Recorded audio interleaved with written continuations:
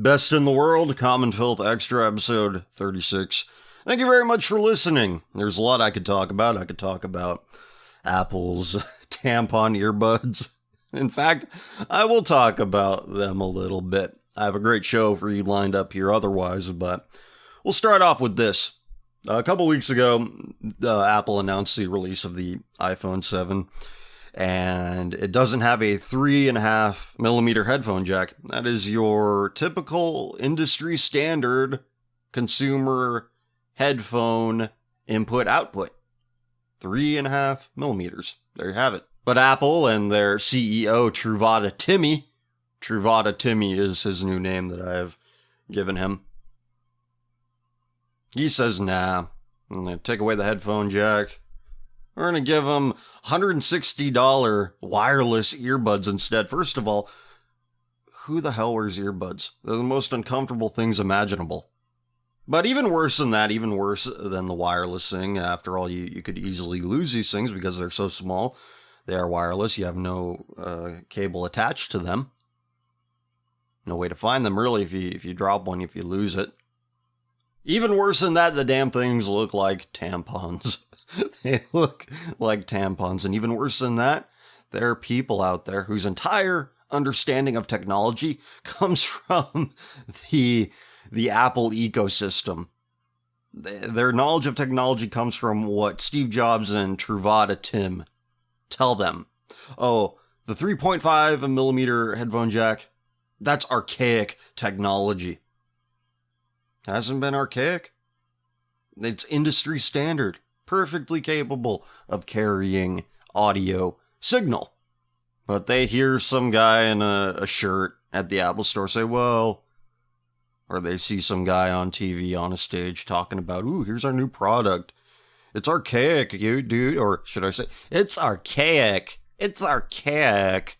It's archaic. And everybody claps like, say, yeah, new opinion that I can have.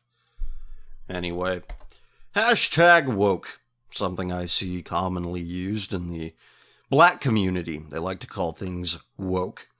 Woke, from Urban Dictionary, means being woke means being aware, knowing what's going on in the community relating to racism and social injustice. Person 1, stop bringing racism into everything. Person 2, you're clearly not woke. Another definition. Although an incorrect tense of wake, a reference to how people should be aware in current affairs. While you are obsessing with the Kardashians, there are millions of homeless in the world. Stay woke. Another, a state of perceived intellectual superiority one gains by reading the Huffington Post. Ali is so woke. At brunch, she explained how wearing anything other than Chuck Taylor's or Tom's is really a microaggression. Hey, did you get your Amy Schumer tickets yet? Yeah, so the black men and women aping white politics. That's what woke means. In other words, it's the it's the black version of red pill. But we here at Common Filth are a multicultural operation. Truly, I'm interested in the perspectives of other people, people of different genetic circumstances than I. So we go to ebony.com. From what I understand, this is a black magazine, and they have a website, and here's what's on their website. You can't be woke and disrespect black women. And the other ones we're going to get to, more great reads. What to do when you're woke and your parents are not. And then 5 bad habits woke people need to break. So as an educated black woman, I'm very interested in this article here. You can't be woke and disrespect black women. This writer shares how a seemingly innocent joke led him to some uncomfortable truths about what it means to be woke. All right, let's figure out what black people red pill is. Subscribe to Ebony today. Connect to Black America. We are not old black nor new black. We are all black. They're telling me to subscribe. Kevin Hart is on the cover there. So, this is by George Johnson. A sensitive nigga. Shit, Tyrone, you need to get woke. And I can hear some faint sirens off in the distance. Not coming through the microphone, I don't think, but yeah, good timing there. If the road to hell was paved with good intentions, I had apparently packed my bags and was preparing for my departure first thing Monday morning. Even more surprising, who knew the BET Awards, very close to EBT Awards as I almost said, who knew the BET Awards would teach me a much needed lesson about how seemingly innocent jokes can harm black women? Well, then they aren't so strong, are they? Wait, uproar over Usain Bolt's white girlfriend? Oh man, I'd really hate to be black. On a night when Beyonce and Kendrick broke the chains and Prince finally got a tribute worthy of his stature, Jesse Williams delivered one hell of a speech on racism, equity, and equality. As an activist, I felt a sense of euphoria, as the plight of the voices was just being masterfully conveyed in a poignant, unapologetic way. However, just minutes later, this moment of pride would be quickly destroyed by the ridicule of women Williams had just promised we black men would do better to protect. As a certain singer walked to the mic and began reading from the teleprompter, my first thought and subsequent typo-ridden post was as follows. So y'all gonna pretend y'all won't be surprised at the singer reading the teleprompter? Okay then, hashtag BET Awards. I almost said EBT Awards. How funny would that be? How rich was it that I wrote a post joking about her reading abilities using broken English and my what you won't do voice. Despite my abuse of the language, comments and jokes came rolling in, most in agreement with my unnecessary dig. A quick survey of social media found many others held that very same opinion, complete with memes and tweets to boot. But the intent of my joke was to make people laugh, not disrespect the singer. But as I reflected on it the following day, I realized my dig at her perceived intelligence wasn't a laughing matter. You better respect me. You better give me the respect I deserve. Thankfully, a friend called me on my BS, questioning the purpose of such a mean post in the first place. It didn't take me long to figure out that something that I didn't intend on being hurtful was an example of the ways in which even the most woke folks can be elitist, sexist, and just as bad as those who keep us oppressed. How much you getting paid to write this, by the way? How oppressed could you possibly be? The intersectional nature of blackness comes with certain responsibilities and privileges. One must be careful not to separate themselves based on things like education level, class, gender, sexuality, or region. Again, I never, it's very rare you find just some in the wild Negro who cares about paying tribute to anti-homophobia. If something's gay, they'll be like, nigga, that's gay. 9 times out of 10, that'll happen. And the 1 out of 10, the 10% will ape white man politics. That's homophobic. That's homophobic. You just can't handle a strong, independent girl with a feminine penis. That's what they say. And like 10% of black people think that's a good thing to go along with. Keep your instincts. Instincts over ideology. That's what I say. If the one black person out there who's listening to this, if you're listening, if you really are listening, keep your instinct if you have it. It's a precious thing and it's more easily lost than you can imagine. So continuing, we have to make an effort to not find comfort in being this type of black while putting down others who are that type of black.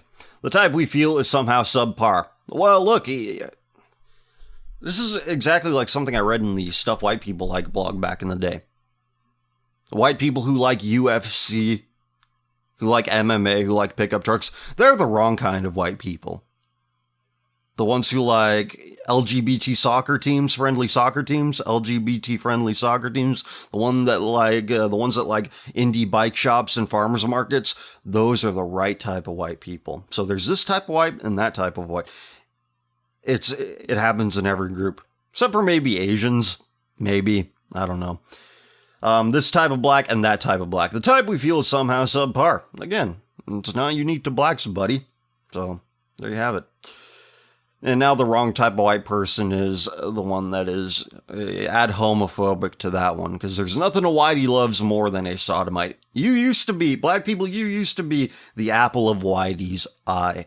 And now, not so much. Now the homo is. Obama really did release the homo demons, didn't he? Pastor Manning is right. Now there's a woke black man. Truly woke. After all, respectability politics have no place in the push for equity and equality, and being divisive in this fight based on sex, education, or socioeconomic status compromises the freedom of us all. As a black man with an advanced education, called it. Why else would he be aping the white man's bullshit politics, bullshit rhetoric? Because if I was just going to read this and you scrubbed all references to any race, I wouldn't think this was written by a black person. So he's a black man with an advanced education. Continuing, I had become the very thing that I've chosen to fight against in other parts of my life. Willfully exclusive, not willingly inclusive, rather. Willingly exclusive, not willingly inclusive. Moreover, the ability to read, comprehend, and write well is more often than not something afforded to those with a much higher socioeconomic status and access to high-quality education. My wrong-headed decision to condemn a black woman for her reading skills when reading was once a right only afforded to white people. Okay. Yeah. Make your own language. Damn. Fed directly into using the tools of oppression against our own. I was effectively saying I wasn't the same type of black person as this sister because I've been privileged enough to finish college, and that was wrong. To make matters worse, the singer had been very open about her reading struggles, something many other grown folks deal with as well. Look, here's your instinct to talk shit, and now you're like, oh, I'm so sorry. You have black guilt now. Again, black man. Don't cast away your instincts for the sake of ideology. Don't do it. Especially a demonic Anglo ideology like equality. The notion of equality is an Anglo invention. We cannot deny this. We cannot deny it. We can't blame the Jews for using that weakness against us, can we? After all, we are all cursed with an Anglo tongue. I'm speaking in one right now. Merchant can't make a profit if you don't buy. Can't make any money at all if you don't buy. But not only are white people buying into the lie of equality and political correctness, so too are the blacks cursed with an Anglo tongue. Expanding that consumer base. Continuing here, according to the, while she has since gone back to and completed school, according to the Literacy Project, 44 million adults are now unable to read a simple story to their children. And now, admittedly, that is a problem, so yeah, I don't have much to say about that. So it's clear my snarky joke could have hit far more people than its intended target. Here's the thing, you can't apologize in this business. An apology is an admission of guilt, where there is no crime investigation taking place in the first place. So don't apologize. This wouldn't have been some giant scandal if you just shut up. Move on. Let the people who got mad, let them stay mad. They'll forget about it eventually. Don't give them a reason. Don't show any weakness, because they will. The people who are mad at you, they will do their best to exploit that if you show it. So that's another thing. Don't apologize. Don't apologize. If you're going to apologize to somebody, apologize to God. Far too often we have these conversations about celebrities who've been in the business for years and continue to box them into old behaviors and traits that they may have outgrown. Even worse, we help to perpetuate stereotypes forced on our community as a way to separate ourselves from each other to show we are different or elite. And again, this is not a problem exclusive to blacks. Read stuff white people like. All of these items of consumption, all of these behaviors, every trend is a hallmark of social striving. And you're going to have social strivers in every group. People who want to climb that social ladder by what they consume, what they do, their hobbies. In other words, they want to climb socially. They want to be considered of higher status socially without putting in any actual work. That's just one example. But every group has it, except for maybe, All right. So this is not something too different. This is not different at all, actually, from whites. We have our people who are like, oh, I only buy, only listen to music from record labels that nobody's ever heard of. I'm so much better than those people who listen to the radio. That's just one example. So, everybody, as you say here, Mr. Whoever you are, separate ourselves from each other to show we are different or elite. You're going to find that almost everywhere, buddy. Everybody loves to hang on to this one petty thing, and they like to make it seem so big that this is what separates them. When it's taste. It's often a matter of taste, a matter of how they schedule their time. Ooh, I'm in an LGBT-friendly soccer league. Ooh, look, I'm so different. Aren't I better than you? I'm totally cool with, that's what they think. They think it's cool to spend their time around sodomites willingly. That's another white person behavior that I find completely fucking disgusting. And don't deny it, it's true. The intent of something small like my bad joke can inadvertently destroy the freedom we are trying to obtain. As a member of the... here we go. As a member of the black LGBTQ community... there's the rub. We also have these sodomite infiltrators in the white community, too. And by the way, I found that most people... Or actually find the idea of ethnic pride pretty embarrassing. I'm serious about that. Most people cringe when they see something along the lines of Filipinos are the most powerful race in the world, as the famous Cushion lyrics picture says. Subtitle or title of one of the recent episodes of Common Filth Radio. Those people, they want to keep who they are. They want to preserve their heritage, their family, but they don't want to use their cultural or genetic circumstances as a bludgeon, a battering ram. People who thump their chests about it, most people find that pretty embarrassing, and I can't blame them, considering the type of people that engage in that kind of racial chest thumping. I find it very interesting that a lot of queers gravitate towards this. What does that tell you? We want the right to self-determination, and we're self-determined to go to hell. See, we need to be thinking in terms of not nationalism, but post-nationalism. What are we self-determined to do? Because as individuals, we are self-determined. We have some autonomy. We can make choices, right or wrong. That if we are self-determined to make the wrong choice, well, then self-determination really isn't such a good thing after all. Now, is it? It's not.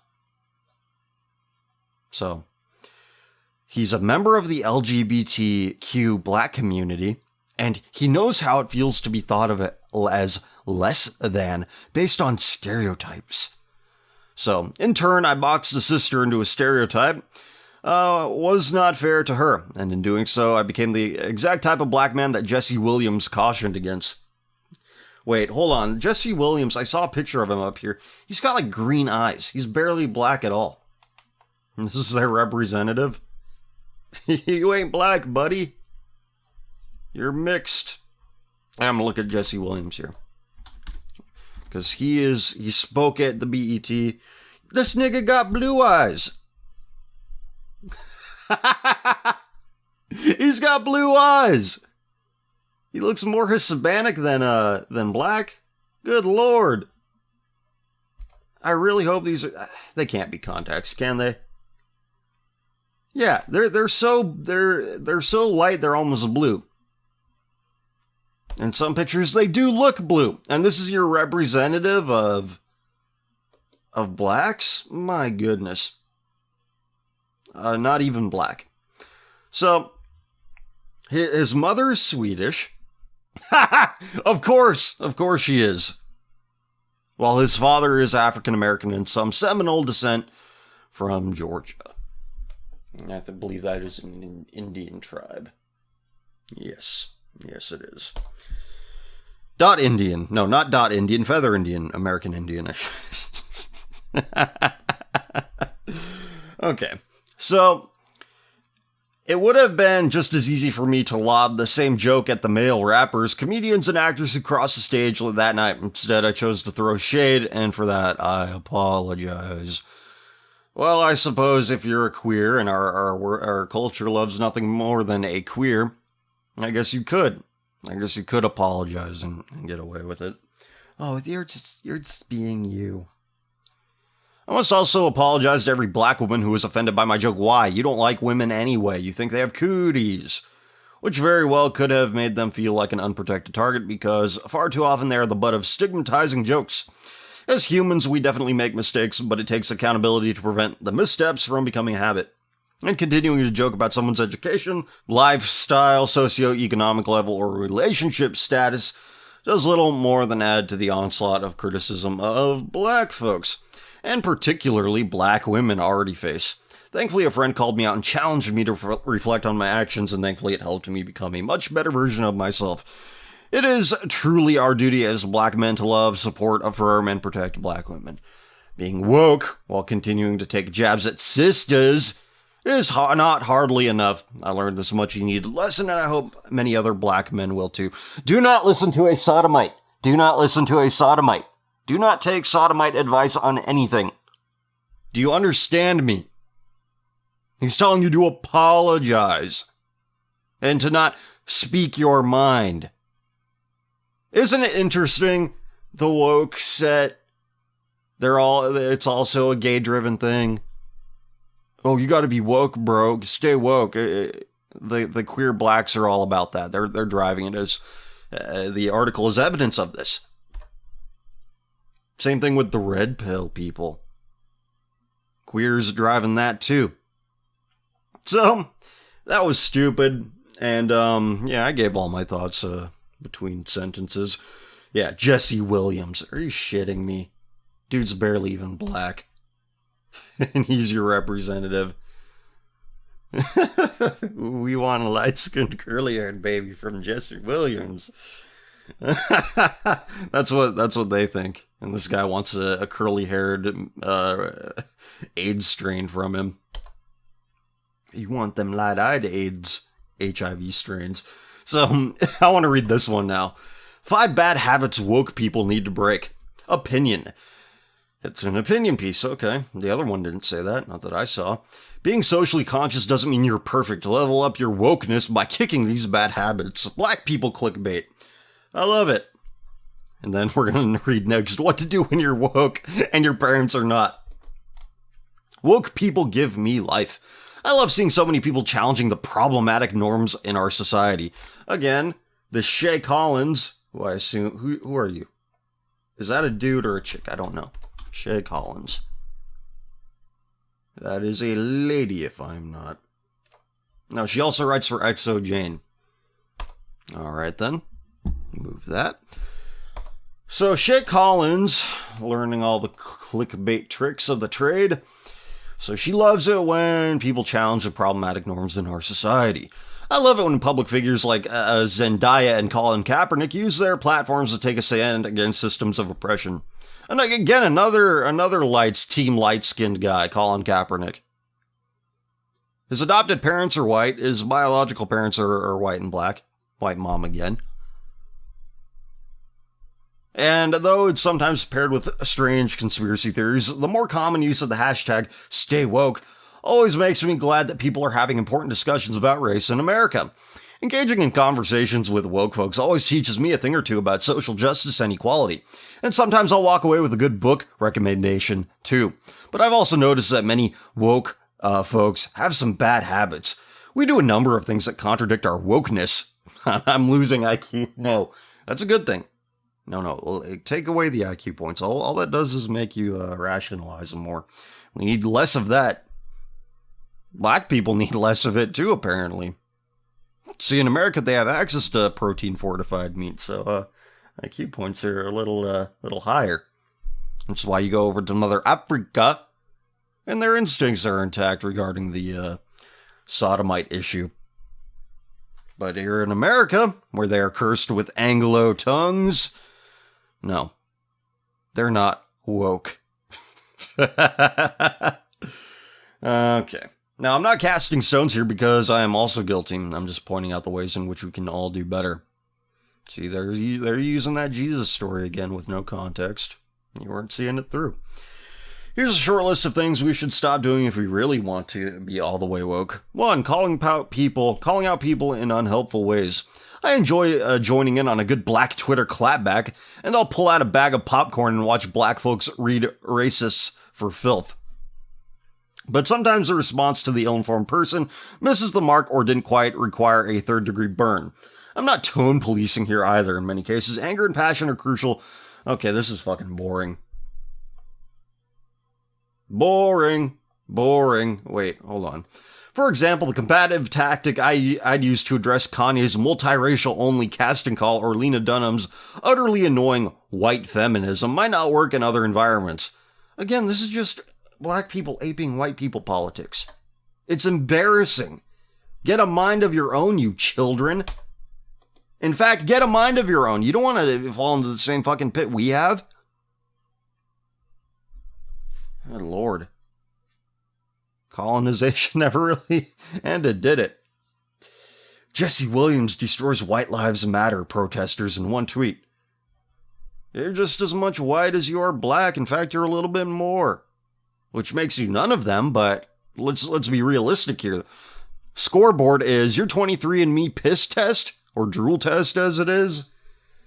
I think that's what they do. They give you a vial of drool. Yeah. Scoreboard is you are mostly white, nigga. You are team light-skinned, lives matter. Good hair, lives matter. That's what you are. So I want to read this, actually. Ebony. Jesse Williams destroys White Lives Matter protesters in one tweet. What did he say? The major difference. Black Lives Matter too. Wait, what? What did he say? That's not him.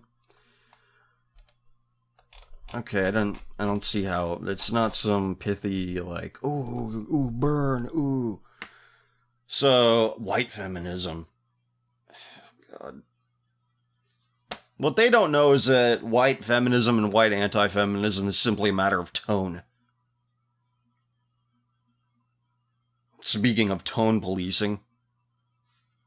So, forgetting to check our privilege. We all know there's no such thing as a black privilege, but there are types of privilege afforded to black people who are male cisgender, not poor, straight, light-skinned, thin, able-bodied, among others. Again, how is this any different from what a golden retriever girl would write for ExoJane or BuzzFeed? Do they not realize the hypocrisy? Like, you're not black anymore. You're cosplaying as retarded white liberals. You don't want that. That's the last thing you want, and you don't realize it. It's upsetting, but what can you do? They went to college. What did they hang out with? They hung out with girls who wanted the token black friend. Okay, blah, blah, blah, blah, blah. Look at this shit. It's like another article, second straight article. The LGBTQIA plus alphabet soup wasn't always as long. Pretending like we don't have more growing to do, blah.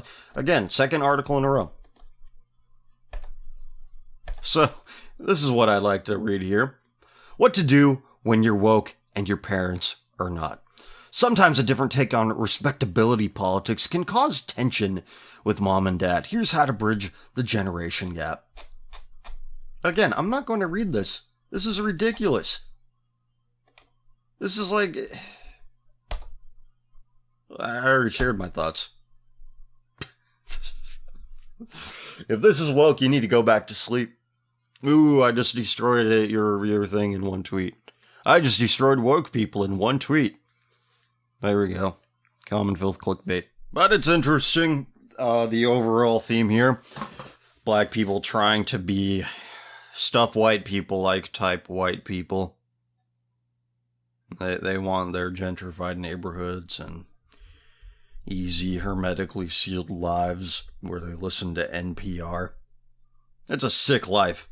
Why would you want that? So we'll move on from that, as interesting as it may be. We'll move on to something a little more interesting, something a little more relevant, something that affects a lot of people, actually. It says, is my fetish porn induced? And this is from yourbrainonporn.com. yourbrainonporn.com/r-fetishes-innate. So, and actually they have a book that I might check out. Get the book, Your Brain on Porn, Internet Pornography, and the Emerging Science of Addiction. Only $5. I might check that out. It might actually be a show unto itself. But for now, we go to this article. We'll read it. It says, is my fetish porn induced? It says, human sexuality is far more conditionable than experts realized. A 2016 study found that half of internet porn users had escalated to material they previously found uninteresting or disgusting. Now, doesn't that reflect something I've said? Doesn't that confirm something I've said in the past? That the nature of sin is progressive, for lack of a better word? It's like heroin use. You take whatever it is that's a normal amount, and you're like, wow, this is great. Except it's not great. And you do it again, same amount, a little less great. Then all of a sudden, you need to take a lot just to feel normal. It's no way to go through life. Let me take a sip of water here. No way to go through life at all. Not in the least. See, we always dance around the problem. We always beg the question. Like I said with the immigration issue. Liberals say, we have a, lower birth rate, therefore we need immigrants. Well, you're still begging the question here. Where do the immigrants come from? They're not made out of magic social justice pixie dust. They have to have babies too. That's the problem with whites. We're always either passing off the problems, or always looking for a scapegoat. I've been talking a lot about heroin recently because America has a growing heroin epidemic. Look at what Seattle or King County. Look at what they recommend. We need safe spaces for heroin users. Isn't the goal to get people to stop using heroin? So if you subsidize a safe place for them to do it where they won't be judged, you're just going to get more of it. You're not going to get rid of the problem. Oh, well, we tried criminal. How about sending them to jail for the rest of their lives? Removing them from society. Or you could do like the Philippines are doing. That's an option. Again, nothing we do actually solves the problem. It just passes it off to somebody else or kicks the can down the road. Delays the inevitable. That's all we do. Delay the inevitable or find a scapegoat. That seems to be our solution for pretty much everything. So what's the solution for internet porn? What's the solution for pornography in general? Because we're going to keep reading this. One more sip. No, I already got it.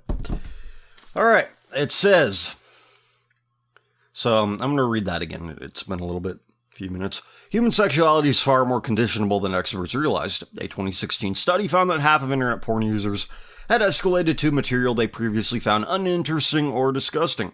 Cambridge researchers have verified that problematic porn users' brains habituate to images more quickly than controls and are more aroused by novel images. So if you've escalated to fetish porn that surprises you, you're not alone. And it likely is not an indication of who you are sexually, other than an ordinary bored, overstimulated porn user. This page has hundreds of examples below of guys who quit porn and saw their porn-induced fetishes evaporate. That's a good thing. But it just goes to show you what kind of artificial environment leads to these artificial attractions. It's an artificial environment to stay in your room. And you look at just a woman in a shirt that kind of shows off her form but doesn't show any skin. You're like, wow, that's cool. You go from that to God knows what. God doesn't want to know what. So, it says there are also critical windows of development during which associations wire up more deeply and prove more stubborn to shift. Some are in childhood and become implicit memories, not conscious. For example, if a spanking somehow triggered a physical erotic response, some groundwork is laid.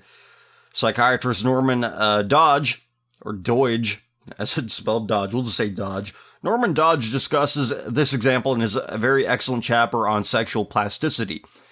Also, here's some excerpts from his book, The Brain That Changes Itself, mostly from the same chapter.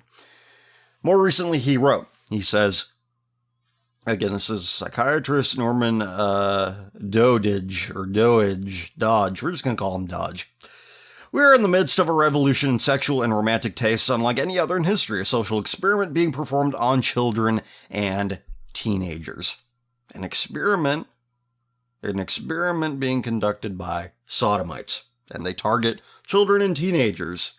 That's a coincidence. It's hateful, right? Sodomites are a part of our racial family, as Grinder Greg wrote recently, right? No, they aren't, because they're not family. They're the antithesis of family. What clinicians don't know much about yet is how we shall help teenagers whose sexual tastes are being influenced by porn, because this level of porn exposure is quite new. Will these influences and tastes turn out to be superficial, or will the new porn scenarios deeply embed themselves because the teen years are still a formative period? And then that's the end of his quote. And then continuing with the article, the administrator of the site's writing, then comes puberty, and all erotic memories gain power and reinforcement with each instance of associated, even unconsciously associated arousal. Watch Adolescent Brain Meets High-Speed Internet Porn, which is my latest video on sexual conditioning by porn during adolescence. Then comes masturbation and associations with very high arousal states. This is where supernormally stimulating novel porn can really start morphing tastes. As desensitization sets in, the brain seeks more dopamine via novelty seeking. Shocking, forbidden, kinkier, etc. Pretty soon, one can't get off to original tastes. Very scary, but usually reversible by stopping all porn/porn fantasy. Start with this story. Porn-induced erectile dysfunction coupled with a strange fetish. Long road, but completely cured. I might save that one for later. This guy really captures the phenomenon. And the quote is here. Man, I'm so put out right now. I can't seem to stop myself. Once I was addicted to pornography and I managed to quit for almost 3 months. This has escalated over the years from age 12 somewhat like this. And he has a bullet point list. So the list, this has escalated over the years. He starts with underwear models, nude models, basic sex in porn, blowjobs, anal, gangbangs, male domination of women, femdom, feet, femdom with pain, femdom with an emotional feel. Then I found fetish forums/Facebooks. I used to think it was bad to watch porn for 4 hours. Since 6 to 7 months ago, on at least 4 or 5 occasions, I have been up all night. We're talking 12 plus hours here. I've just finished a 5-hour session of misery, and once again my brain feels so abused by it. I feel jittery and socially awkward and anxious like you can't believe. Each time I abuse porn, it gets a tiny shade more extreme. Now, listen to this part.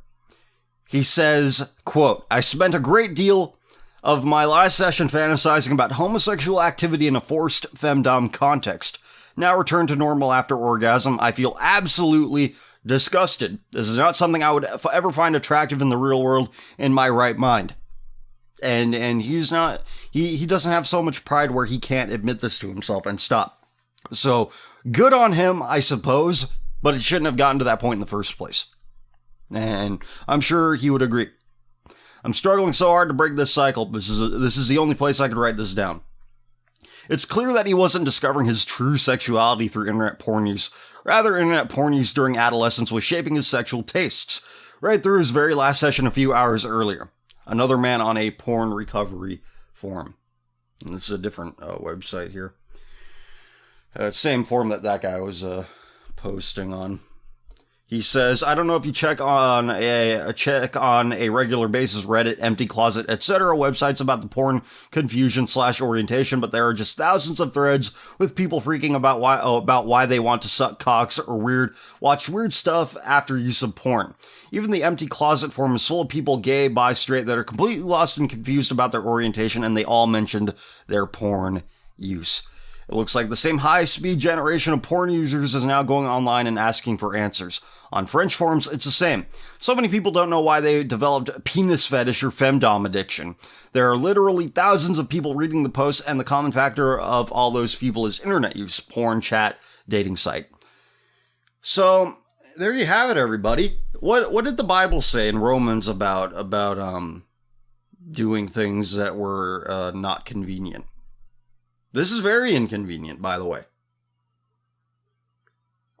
So this confirms about what Scripture says about those given over to a reprobate mind causing them to do things that are not convenient.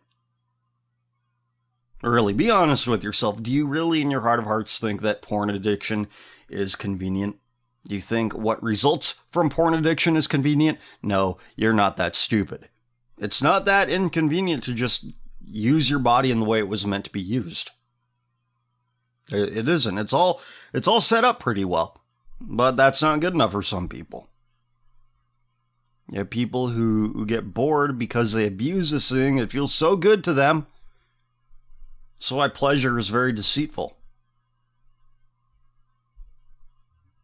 Because it's like, oh wow, it feels good. It can't be bad. But you see it. This guy's like, I just got done with my last session. He says he just got done with his last session. That was like 5 hours. Holy shit. Like, really, 5 hours? That's not convenient. But he says he finished 5 hour session and he's miserable. So that's like 1 out of 1,000 who set aside their pride and admitted that they had a problem. How many out there don't admit to having a problem?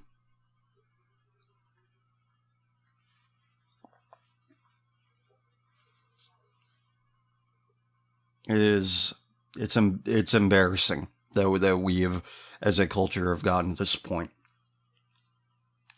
You can't say no. It's artificial attractions for people who've made an artificial environment for themselves. They say, things are pretty good out here just the way they are. Nah, we need an artificial environment. That's what they say. And look what it creates. Creates a generation of people who have no idea what the hell they're doing with themselves. It's a horrible way to be. And how many people say no? We have a couple here, but they're one against thousands. For every one of these guys, there are thousands of people who just continue on as usual. They go from the next thing to they go from the one thing to the next, to the next, to the next, to the next, seamlessly, and they're like, yeah, this is cool. I'm discovering who I really am. That's how they rationalize it. And that's what a high IQ really buys you. Rationalization. The power to rationalize your own self-destruction. Read an excellent self-report of how a man let go of a long-term fetish using a shame-free brain retraining approach. Okay, well, I don't... Okay, that's on brain. Actually might be pretty interesting. Age 52, porn-induced erectile dysfunction gone. How the hell is that even possible? Addiction and fantasy almost nil after 35 years of porn addiction. I guess that's how it happens. Wow. It's almost heartbreaking. These men who just waste their lives jerking it to porn. If you like science, here's an excellent journal article by a researcher that traces the influence of different phases of conditioning on later sexual tastes. Who, what, where, when, and maybe even why. How the experience of sexual reward connects sexual desire, preference, and performance. This is a really new area and quite unpopular with most sexologists and other therapists whose model is that sexual tastes are always innate. Period. Well, they have a vested interest in keeping that narrative going. Oh, you're fine just the way you are. Just come and talk. That's all it is. It's an industry of enabling.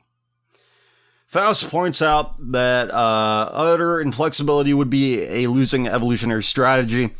Successful gene distributors would be able to adapt to new more/stimuli. The most interesting question is, how much choice does one have once a taste is wired up? That may depend on a few factors. Upon many factors, actually.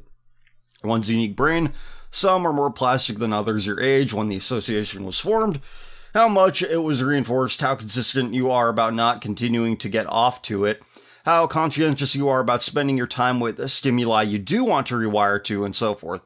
Your brain evolved with fertilization as a top priority, so if you don't keep getting off to or fantasizing about what you don't want to wire to, eventually many brains will start looking elsewhere. And if nothing hotter is consumed, vanilla cues gradually start to look more enticing. Obviously, this doesn't happen overnight. Brains are plastic, not liquid. One young guy described what he's up against. Well, this is actually pretty long, so there's a lot of information here. Actually, I didn't preview this, but there are some interesting links here to discussion forums. Like here's a bodybuilding forum. My taste in porn is getting crazy. Serious discussion. This is more proof that you need to stay away from bodybuilders. So this is from yourbrainonporn.com/r-fetishes-innate. So from the bodybuilding forum, they said, I don't believe in no-fap. Fapping has pretty much helped me avoid some shitty situations with women. Can't say how many times I almost banged a girl knowing the moment came I'd hate being present. With that being said, I noticed my taste in porn is getting weird. Used to have set a few simple videos of Lisa and that would get me going. Now I enjoy watching gangbangs. The black male stuff, even though I know it's fake, I enjoy the shaming. Hell, I even watched a bit of the anime shit and it wasn't too bad. It takes me so long to come now. I gotta wink off for a good 3 to 4 minutes. Should I be worried? I enjoyed an Ava Divine gangbang, the one in the van. Do you know this feel? Do you know this feel? And then somebody says to him, you're desensitizing yourself to porn, so to get that fix, it needs to be more and more shocking or politically incorrect. Well, I don't think political correctness or incorrectness has much to do with it here, but I understand the intent. Well, it might be worth stepping back from porn for a bit, bruh, or soon you'll be watching some girl get banged by a donkey while giving a blowjob. Oh lord, this thread hit me in the feels. Fuck my life, at least I'm not too much of a deviant. I know some people who have watched tranny porn. That field, my taste in porn has gotten crazier and crazier over the past years, currently in a BDSM phase. I think I am starting to go no porn though. Shit's not good. Yeah, it is not good. And then somebody else says, I was into midget porn for a few weeks. Not two midgets, but for example, a broadcaster fucking the shit out of a tiny woman who is an adult. And then what's after that? Small adults won't be good enough for him. He'll move on to small children. I guarantee you that's the next step in that if he doesn't stop. And then another says, LOL, I know that feel OP. I only get off to bukkake and weird Japanese shit now. Simple porno just doesn't cut it for me anymore. This is just... And then somebody says, can only fab to scenes involving school. I have to watch some pretty fucked up things in order to even get hard. But this will lead into a lot of problems in a few years. So many of our generation are getting screwed up by porn right now. Yeah, it's not a problem in a few years. It's a problem right now as we speak.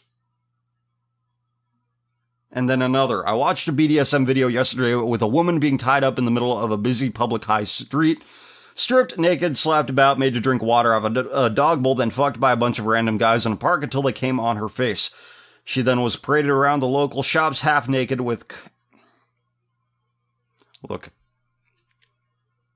Only depraved abuse victims and those looking to perpetuate that cycle of abuse are in the porn industry. It's undeniable. This is not what normal people want for themselves. It's not what well-adjusted people want for themselves. And let's think about this.